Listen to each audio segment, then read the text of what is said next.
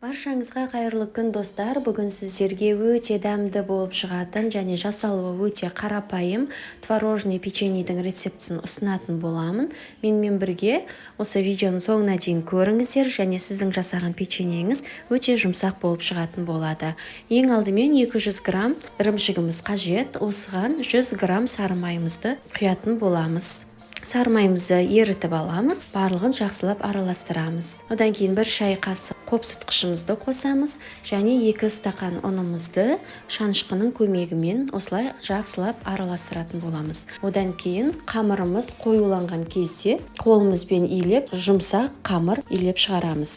Мінекей біздің қамырымыз дайын болды, өте жұмсақ болып шығады. Осы жұмсақ қамырымызды 5-10 минутқа тындырып қоямыз. Осы тынған қамырымыз дайын боламын дегенше пешімізді қыздырып қоямыз. Құрметті достар, егер менің каналыма тіркелмеген болсаңыздар, міндетті түрде менің каналыма тіркеліп кетуіңізді сұраймын. Менің каналымда өте оңай рецепттер көп. Сол рецепттерді жоғалтып алмас үшін тіркелу батырмасын басып, және қоңырауша белгісін басып қойыңыздар. Мінекей біздің қамырымыз кішкене уақыт тұрды, өзінің қалпына келді.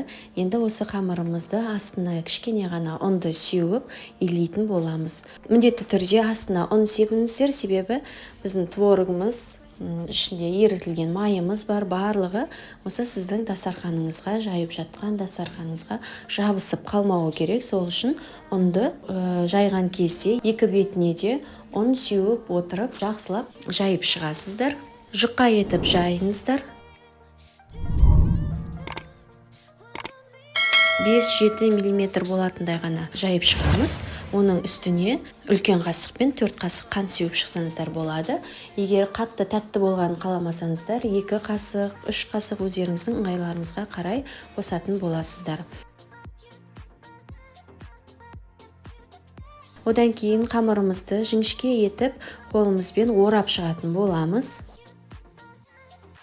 Мінекей қамырымыз бір-бірімен оралды. Осылай оралған қамырымызды тек жартысын ғана ораймыз.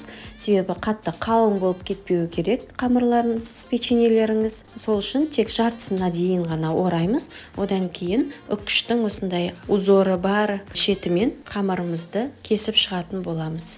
Пышақпен кессеңіздер де болады, өздеріңіздің фантазияларыңызға қарай сәндеп, әсемдеп кесе берсеңіздер болады. Одан кейін екінші бөлігінде осылай орап шығамыз.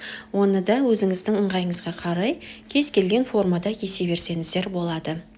Мінекей осы печеньемізді 180 градуста 30 минутқа пісіріп алатын боламыз. Печеньенің үстіне жұмыртқаның сары-уызын жақсаңыздар да болады. Егер жұмыртқа болмаса, жақпай тек өзін ғана пісірсеңіз де бола береді. Түрі өте әдемі болып шығатын болады. Мінекей біздің печеньеміз дайын болды. Осының үстіне қант ұнтағын себетін боламыз. Оңай жасалатын дәмді тіске басарымыз дайын болды. Ас болсын.